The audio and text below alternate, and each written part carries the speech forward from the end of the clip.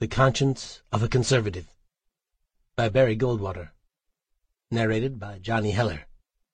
This unabridged audiobook was produced in the year 2011 by Tantor Media Incorporated, which holds the copyright thereto. Forward.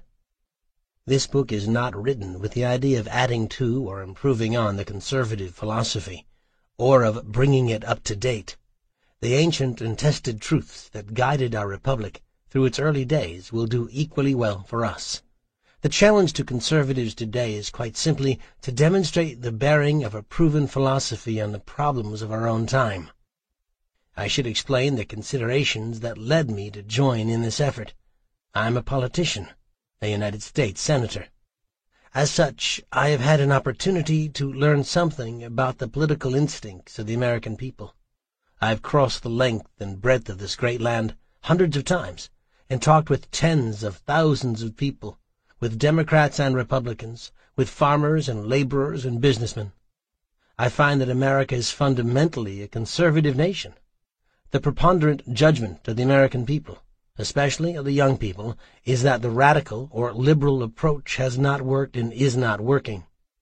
They yearn for a return to conservative principles. At the same time, I have been in a position to observe firsthand how conservatism is faring in Washington, and it is all too clear that in spite of a conservative revival among the people, the radical ideas that were promoted by the new and fair deals under the guise of liberalism still dominate the councils of our national government. In a country where it is now generally understood and proclaimed that the people's welfare depends on individual self-reliance rather than on state paternalism, Congress annually deliberates over whether the increase in government welfarism should be small or large.